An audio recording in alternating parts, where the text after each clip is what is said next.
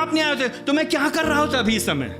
हम कैसे आते आपकी उपस्थिति में? हम कैसे खड़े हो सकते थे आपके पास? हमारे पास हिम्मत नहीं होती, क्षमता नहीं होती। प्रभु जी, हम कभी भी आपके निकट नहीं आ सकते थे, हम कभी भी प्रभु की आराधना नहीं कर सकते। हम तो मर गए होते। क्यों? क्योंकि तो हमको तो मालूम ही नहीं थी ये सारी विधियां, और हम अपनी मर्जी से आपके पास आने का प्रयास करते तो हम नाश हो जाते, हम बर्बाद हो जाते। प्रभु जी, हम आपके सामने कभी नहीं आ पाते, लेकिन यीशु मसीह की वजह से, आपके पुत्र की वजह से, उस महायाजक की वजह से, उस मेमने की वजह से, जिसने जगत के पापों को अपने ऊपर ले लिया।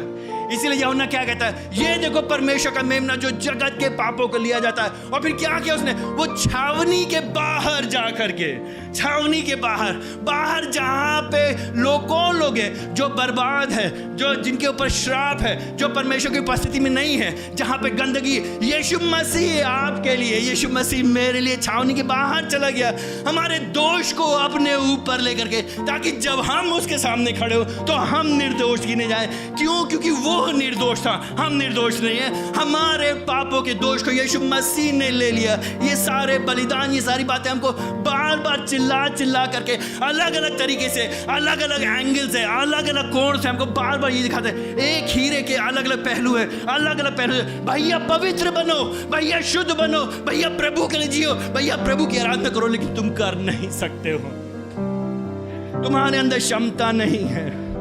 तुम सच्चाई जानने के बाद पाप में आनंद आता है तुमको। सत्य को जानने के बाद भी अभी बाहर निकलोगे तो पहला हिसाब करोगे कितना पैसा और कमाना है। अभी बाहर निकलोगे फिर सोचोगे किससे हमको लड़ाई करनी है। अभी बाहर निकलोगे सोचोगे किसको हमें ठीक करना है, किसको नीचा दिखाना है, किसको छोटा करना है, किससे आगे बढ़ना है। क्षमता नहीं है हमारे अंदर, कैपेसिटी नहीं है। हमको ये वाला खून नहीं चाहिए जो बाहर से दिखता है, हमको लहू चाहिए तो उसके पुत्र का, हमको चाहिए नया हृदय। तो हमारा आप क्या करेंगे? कैसे छुड़ाएंगे अपने आप को संसार के चंगुल से? और ये बात 10 साल के बच्चों के लिए नहीं हो रही केवल, ये बात खाली 20 साल के जवानों के लिए, ये बात हो रही है 50 साल के पुरुषों के लिए, और 60 साल की महिलाओं के लिए, और 30 साल के लिए जो भी शादीशुदा हो या अकेले हो। जब तक प्रभु दया नहीं करेगा, हम और आप कभी भी उसके सामने नहीं खड़े होने पाएंगे। तो क्या करेंगे हम और आप? उसको हल्के में नहीं लेंगे। वो पवित्र परमेश्वर है, वो महापवित्र परमेश्वर है।